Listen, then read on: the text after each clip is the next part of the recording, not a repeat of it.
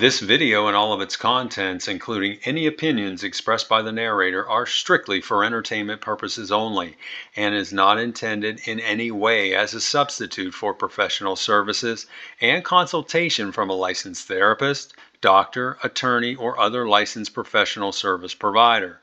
Each person must make their own life decisions, and those decisions are theirs. Welcome back to Find Your Alpha. We're back at you this week with another great story, and you can see the title right on your screen. My husband won't even let me touch him after I cheated. Help! Listen, lady, let me tell you something. I wouldn't even touch you with a hazmat suit. Now, let's get into this story. And this is her original post. She starts out and she says, "Hello and thank you for reading my post. I'm in a somewhat unique situation and wanted to see if anyone else has gone through something similar. I'm not the victim here by any means. The victims are my husband, my kids, and my parents, who are living with the burden of my past sins, for which I am truly sorry. Let me be blunt. 19 months ago, I was caught having an affair with a married neighbor and father of three. I'm a 32-year-old female. My husband is 39, and the neighbor in question was 27 at the time. For confidentiality, I'll call the neighbor Steve, my husband Jim, and myself Amy. As stated, I made a terrible mistake having the affair with Steve, which began a little over 2 years ago. Okay, wait a minute. Now she said 19 months before. Oh, that's when she was caught. So she was caught 19 months ago, but the affair started a little over 2 years ago. While the affair lasted nearly 5 months before we were caught, I was only with Steve physically 4 times in total.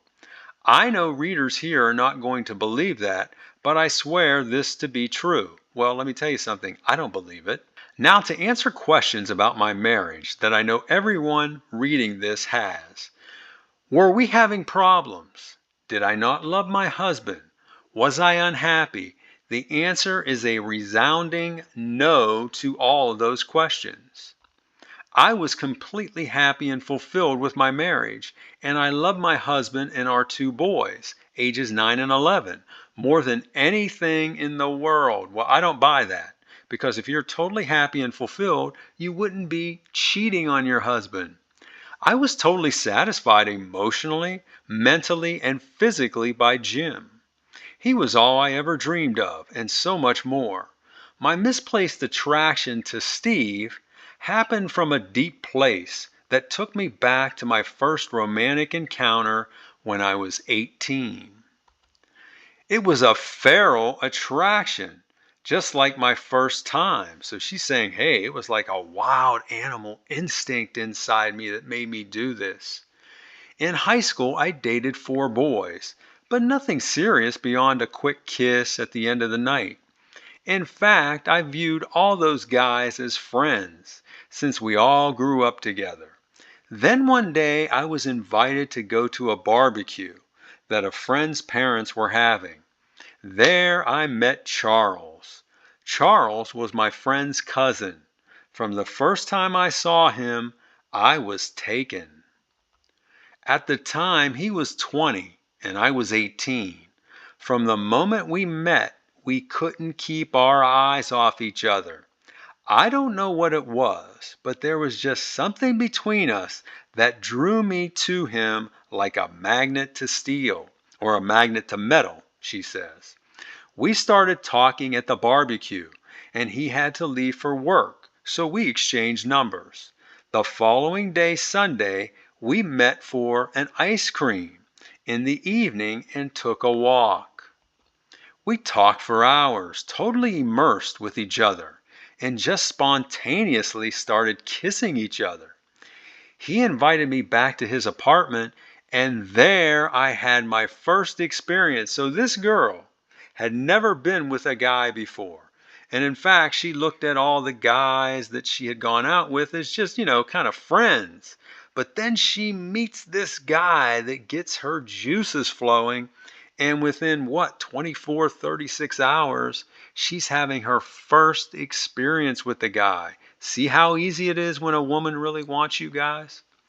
It was magical, better than I ever dreamed. Something about Charles just excited me and made me want to give him every part of me. To this day, I can't describe it. It was subconscious. I couldn't resist. Beyond the physical relationship, we had absolutely nothing in common. In fact, we were actually incompatible. I broke it off with Charles 11 months later, after the passion wore off. A year later, I met my now husband, Jim. Now, listen to this. Listen very closely here, guys. While sparks didn't fly early on with him, like they did with Charles, over time I developed a deep love for Jim that was beyond anything I had ever felt. So, what that tells you right there is old Jim, who is now her husband, was not her first choice. You don't want to be in that position with a woman. You want to be her first choice. If you're not, you're going to have a potential for problems in that marriage, and we're going to see what happens here. But you can see that the guy that really rocked her world and got her juices flowing was this Charles. It's just very likely that this Charles may not have been a relationship type of guy, or maybe he was a guy that didn't have a bright future. But he was the guy that really turns her inside out. Jim, on the other hand, as we're going to find out, is more of a good guy. He's a stable guy. He's a high earner. Those are the kind of men that women want to marry. Whereas Charles, on the other hand, is the kind of guy they want to be with physically. He checked all my boxes, and I knew he was the one. Now she's talking about Jim now. We were married a year later, and our marriage had been 13 years of joy until I destroyed it. We were blessed with two wonderful boys that are the spitting image of their dad and have his awesome personality. I've given you all these details because they are relevant to why I started the affair with Steve. Steve and his wife, call her Marsha, moved into our neighborhood. They were the youngest couple in the development and were quickly welcomed by all the neighbors. Surprisingly, my husband and I are the second youngest couple, with the rest being in their 40s, 50s, and a few in their 60s. Steve and Marsha were invited to a neighborhood picnic, and it was there that he and I first locked eyes. It was exactly the same vibe I got when I first locked eyes with Charles at that family barbecue so long ago. So here's another guy that gets her juices flowing inside. The next time I locked eyes with Steve was at the car dealership where he worked in finance. We were in the market for a new SUV. So at the picnic, when my husband found out Steve worked at the dealership, they started talking. We went the following week to look at cars. Steve made sure the salesman gave us a good deal, and Steve got us great financing. Throughout the closing process, Steve and I were making eye contact with each other, but my husband didn't notice. Isn't that terrible? I mean, that is just disgusting. A few days later, I had to bring the vehicle back into the dealership to have mud flaps installed. And it was there that Steve and I had our first inappropriate meeting. Now, when I first read this, I was thinking, oh no, don't tell me that she did it with this guy at the dealership during the daytime. And that's not the case, as you're going to see. When he saw me in the lounge, he came out to greet me. He asked me to come back to his office as he had some additional information about the financing to discuss. We sat down and he got coffee for the both of us and we started chatting, just like I did with Charles. He then blurted out and told me that he wanted to speak to me alone to discuss how he was feeling about me. He said he felt such a vibe and said he saw me glaring at him. I told him I feel something, but it's wrong. He said he knew it was wrong, but didn't care. He wanted me. Fast forward to the following morning.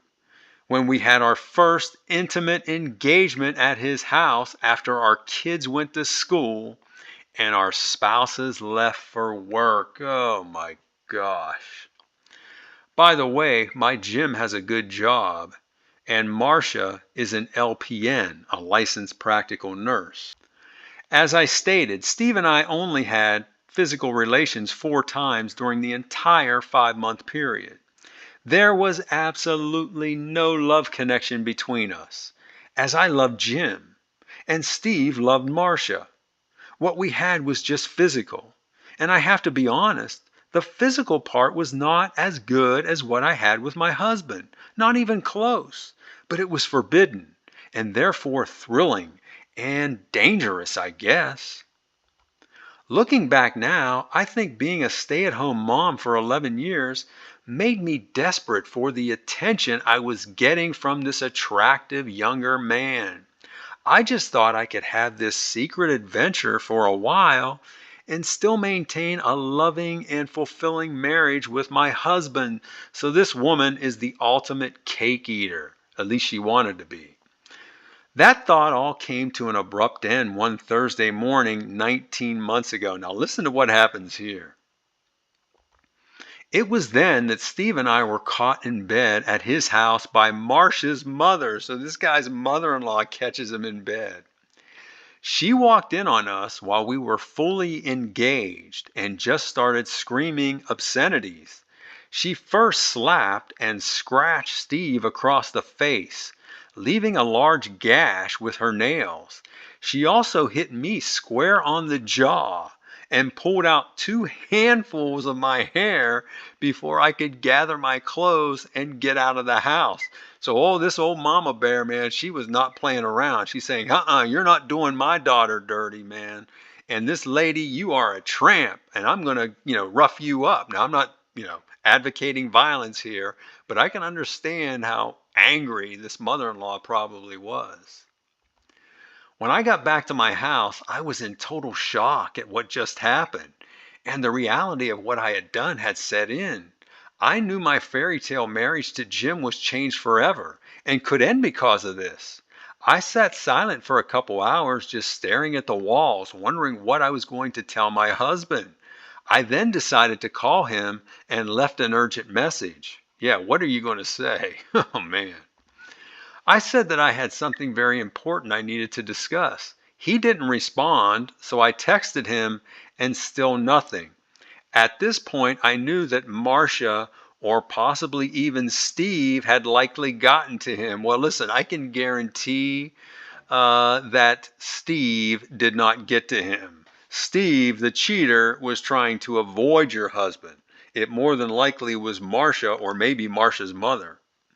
A few minutes later, Marsha and her mother showed up on our front porch and started banging on the door and on the bay window, screaming for me to answer. I didn't. They were yelling obscenities and said they knew I was in there and to open up. I was scared beyond belief and thoroughly embarrassed. Thankfully, my boys were at school when this happened. They finally left and I laid down on the couch crying.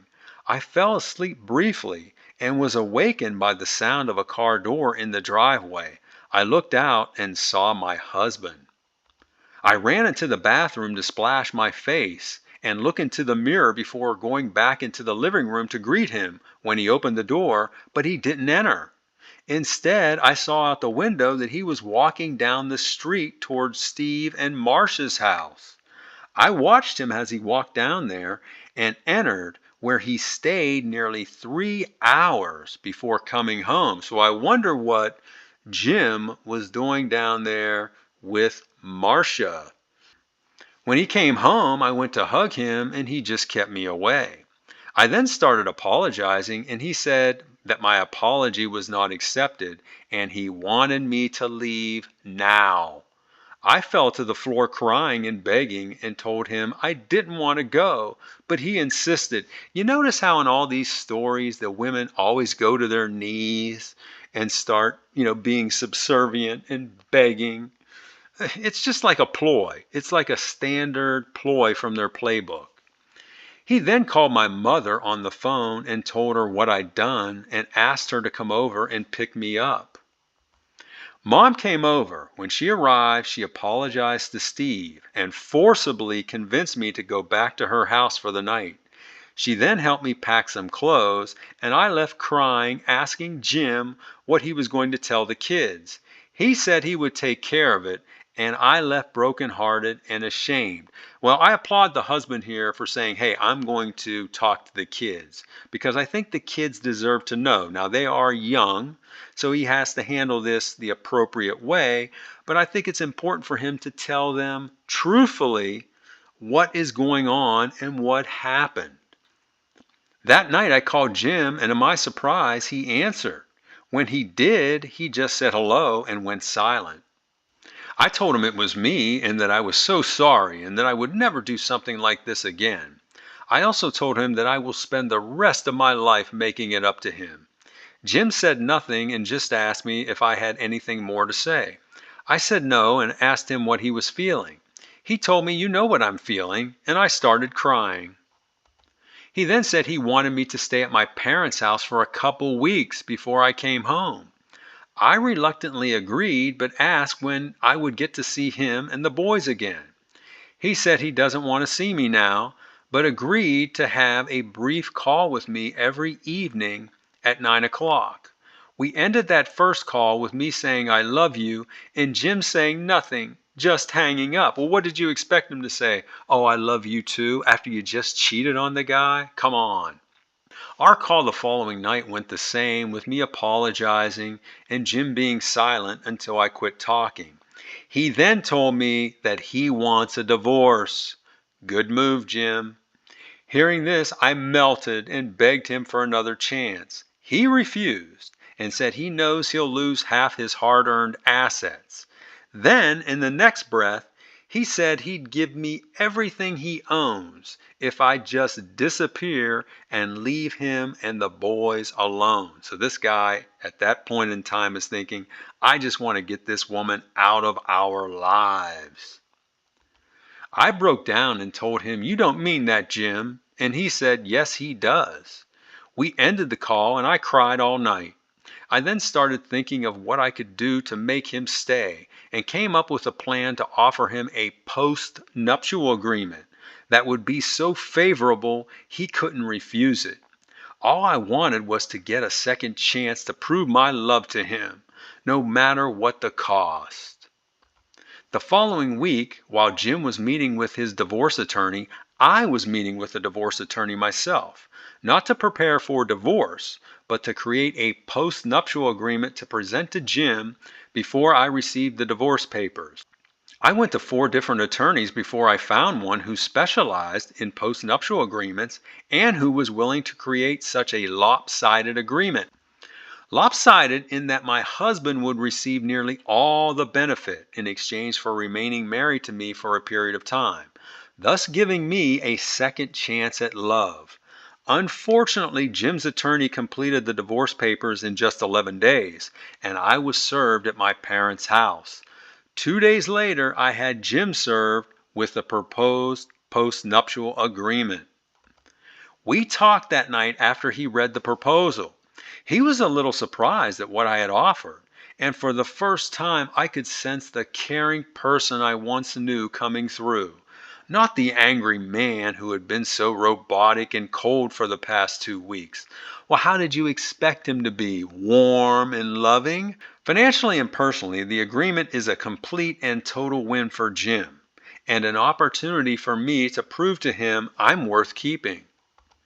I'm not going to get too specific on what the postnuptial contains, but I will confirm that it does enable Jim to keep nearly all of our marital assets if we stay married and living together for at least 30 months.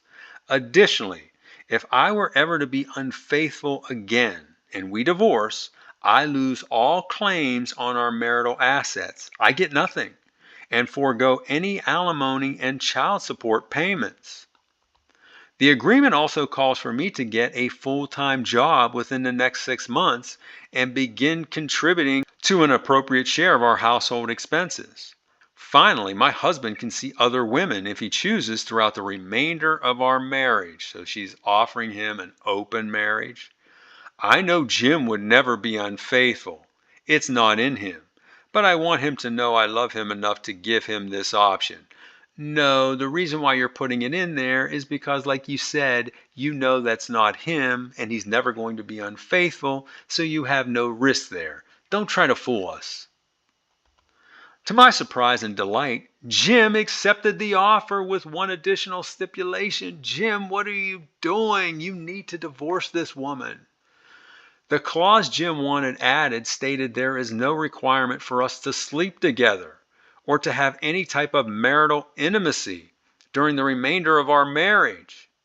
I was saddened and hesitant to agree to this, but finally did, as I felt with time I would win back his respect, trust, and passionate love.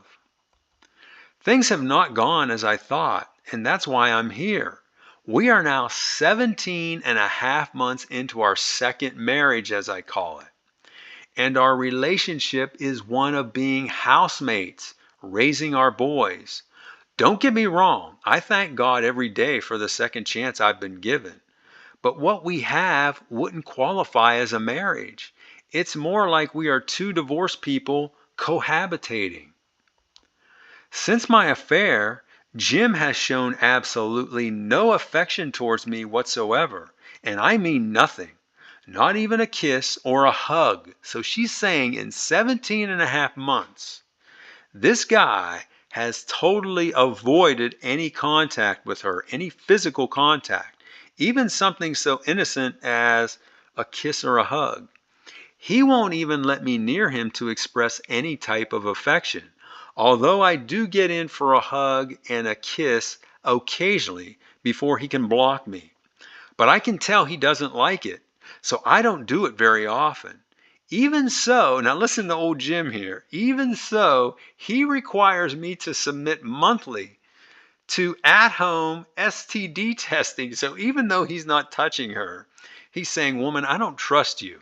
So therefore, I want you tested every month for STDs. Oh, wow, man. Also, since the affair, Jim will not go out in public with me, even to family events. Well, he's embarrassed of you. He's ashamed. When our boys have games, we alternate who takes them. When it's my turn, Jim shows up at the games but doesn't sit with me. Instead, he normally stands on the sidelines with other fathers and acts like I'm not there. The only time we go out together is when we go out of town or on vacations, which we do often. When we travel, he orders adjoining rooms with two queen beds each. The boys stay in one room and we stay in the other in separate beds. I look forward to every trip as these are the times we are closest and where I've almost been able to break through to him. I've pointed this out to Jim and have suggested moving from our neighborhood as I know if we did, we could start anew. Jim refuses and says the only way he will move from the neighborhood is if he gets a job promotion which requires him to relocate. If not, he plans to stay in our current home until our boys graduate high school. The boys don't want to move either, as all of their friends live within a half mile of our house, as does all of Jim's friends. Since the affair, I've lost all friendships I had in our neighborhood.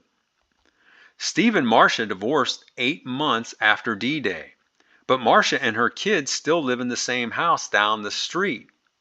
All the neighborhood women I was once so close to have basically cut me off and blame me for breaking up the family. Well, not only do they blame you for breaking up that family, they're saying, hey, I want to keep this woman away from my husband because she may do the same. As such, my home has become a prison of sorts, as when I'm here, I never go out front and just stay inside or in my backyard tending to my gardens. My boys are always out in the neighborhood or they have their friends over to our house, including Marsha and Steve's kids. Thankfully, nothing has really changed much in their world. Jim does the same. He's good friends with all the neighborhood men. The guys are either over at our house smoking cigars and sipping bourbon at night on our back porch, or he's at one of their homes. So these guys just like hanging out after work and relaxing. Jim basically goes to work, then to the gym, and then comes home. He fixes himself something to eat, and then it's off to a game or practice, or he's socializing with friends. He doesn't eat dinner with us and will not eat anything I make anymore, although he did sneak a few cookies I made the other day. On the weekends, he fires up the grill and only eats what he cooks. None of my dishes. So this guy doesn't even want to eat any food that she's preparing. The weekday dinners I have with my boys have been a great bonding experience for us. They like to eat shortly after getting home from school, so the three of us normally have dinner around 4 o'clock. I have everything prepared, and they set the table, help me with final food prep, then help clean up after dinner. I cherish this time as it has really brought us closer and has taught them valuable skills. Well, that's good. I mean, having dinner together like a family there, although your husband should be there as well, that's a good thing. And teaching them how to cook and how to clean up and giving them that discipline, I applaud you for that. They even help me in the garden where we have created an awesome space in our backyard with landscaping. So, in summary, some things in my life are really great, while some aspects are just awful. I guess this is just a long way for me to ask whether you think this marriage is worth continuing as is, or if I should just let Jim go now and give him the financial benefit as if he'd stayed with me. I know deep down he's not happy. How could he be? It's clear he no longer views me as his wife or lover, just as a co-parent, which we are both great at, by the way. I love Jim so much and will carry the burden of what I did to him for the rest of my life. I want nothing more than to get back to the loving relationship with him I once had. But I don't think he will ever let us go there. See, now she's blaming him again. She's saying, I don't think he will ever let us go there.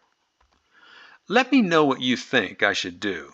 I'd really appreciate any suggestions anyone has for how I could successfully earn back the love and trust of my husband after betraying him so brazenly. Thank you, Amy. Amy, let me tell you something. You're never going to win back his trust. I don't care what you do, the trust will never come back. And the love he still has for you is different now than it was previously, and it's never going to be the same. Therefore, my recommendation to both you and Jim is to divorce, go your separate ways, and rebuild your lives. That would be the best thing for you, your husband, and for your children. Okay, now let's take a look at a few responses that she got from the community. But before we do, I want to remind you, if you're liking what you hear so far, hit that like button. That will help get this video seen by people all over the world. Now, let's take a look at some of these responses that she received. The first one's from a woman. She says, Amy, I think in your case, what will draw your husband back to you is distance. You should stay married, but separate for a while. Rent an apartment somewhere nearby so you can still have that quality time with your boys. As they say, distance makes the heart grow fonder, and I think Jim will quickly realize this. I do hope you work things out as you seem so well matched. Well, I don't think they seem so well matched. I think they're opposites, to be honest with you. The next response is from a man. He says, if you really love your man, as you say, you will set him free and allow him to keep the majority of the fortune he built. You've already taken his pride and dignity and destroyed his soul. Isn't that enough for you? He'll never trust you again because you are untrustworthy. If another Charles or Steve crosses your path in the future, you'll do the same damn thing. Well, I have to agree with this guy because she's obviously got a type of guy that she is just attracted to. And as she said herself, she admitted it's like a feral attraction, like a wild animal. She's not going to be able to resist it. The next response is from a woman. She says, it's clear that you are physically attracted to a certain type of man and are mentally attracted to a certain type of man. with Charles and Steve being the former and Jim the latter. In your 20s and 30s, that physical attraction is much more powerful. But I assure you, in time, the mental attractiveness and love of a good man like Jim is far more important. Hang on to him. So this woman sounds like she speaks from experience here. And the final response is from a guy. He says, "Women like you are the reason I've not yet married. It amazes me how you can go for years being a loyal wife and then immediately hop in the sack with any strange man that gets your juices flowing. I just don't understand this. I encounter beautiful women all the time, but I would never think of doing anything with them because I'm in a relationship with my girlfriend. Good grief," he says. And now for the updates. And she's got two updates here. She's got a interim update, and then she has a final update so we can see how everything turned out. So her first update here comes 7 weeks after her original post. She says, "I've come back to give an update on my situation. Last month, I took the advice that a number of you gave me and decided to move out of the house for a while to give our marriage some space. I got a short-term rental on a nice furnished apartment nearby and have been living there ever since. While I miss not being in the same house as my husband and my boys and miss my gardens, it has been a relief getting out of that neighborhood. There are just so many terrible memories and bad vibes there, all of which I know are my fault. I'm not excusing in any way what I caused. When I broke the news to Jim of my decision, he seemed surprised and a little saddened and asked a lot of questions. His reaction told me a lot. It told me that he still loves me. I saw it in his eyes. I pick up my boys after school, and they come over here and eat dinner with me and spend the night a few days a week. Jim and I are flexible on that, and the kids know they can come and go as they please at either place. The real issue I have now is that since I'm out of the house, I don't get to see Jim much at all. Nor am I in a position where I get to talk to him. So I end up calling him, asking him stupid questions multiple times a week, just so we can keep in touch. We've had a number of long conversations about everything and nothing at all recently, which is another indication that the man still loves me. I know I love him. That's all for now. Thanks and take care." And again, we have another situation here where this woman, the cheater, is slowly reeling the guy back in. You can see him starting to break down. He was sad that she moved out, and now he's talking to her, having long conversations on the phone. Be strong, Jim. Be strong. Now for the final update. And this final update came 5 months after the update we just reviewed. She says, "I've delayed coming back to update as I wanted to give time to enable me to provide a complete perspective to my situation. What a journey. Talk about a roller coaster. Life definitely has its ups and downs. First, the downside. After 2 years into our second marriage, Jim decided that it would be best for us to divorce." Now, what she's talking about here when she's referring to her second marriage is since they put that postnuptial agreement in place. Jim said while he still loves me and would like to possibly reestablish a romantic relationship at some point in the future, he just can't do it while we're married. I don't understand what he means, but he explained it's something psychological. He said while we're still married, he feels disrespected and betrayed.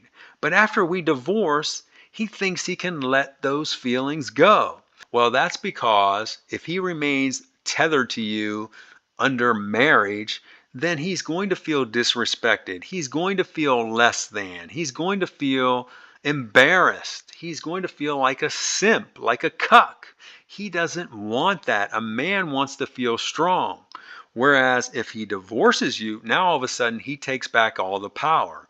And if he decides to date you every once in a while or even treat you like a friends with benefits, he's now in control of that relationship. He said it would be like dating again and promised me we would go out to celebrate our divorce the day it's final and possibly spend the night. I know this sounds like a crazy ploy to divorce me without guilt on his part, but I'm up for it if it means I can keep this man in my life as my partner, lover, and friend. If we do reconnect, Jim made it clear we will never get remarried. Well, good, Jim, because you were worrying me there for a while. He feels if we truly love each other, a binding contract isn't necessary. I agree with that statement, but I do wish there was some way he could do this without divorcing me. As for the divorce, I'm voluntarily letting him keep 3/4 of our marital assets, even though he didn't fulfill the stipulations of the postnup. I'm also not going to pursue alimony or child support from him. Well, okay, now I've got to hand it to her if she really is going to do that, which I don't know if I believe it or not, but let's just take her for her word. She is being fair to her husband in this divorce. I know there are women out there who are going to read this and chide me for being so giving, but I feel he earned the money and would have given all of his fortune to me if I had remained faithful to him. I'm at peace with this decision. Listen to this now. She says, even with a reduced settlement, I'll be able to live comfortably for the next 8 years or more without working. But now I am working, so I'm in even better shape there. So he obviously had built up, a good nest egg for them. This lady was stupid. I mean, cheating on this guy with some dude that works at a auto, dealership in finance. I mean, I'm not downplaying that job, but obviously she was married to a high value guy, and to put that all at risk for just the thrill. Oh man, how stupid. This woman has to be kicking herself even today.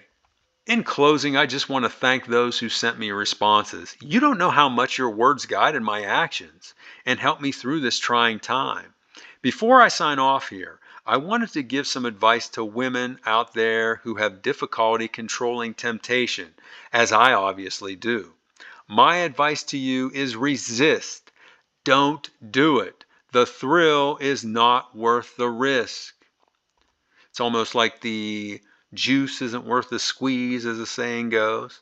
If you feel you can't keep yourself in check, seek professional help.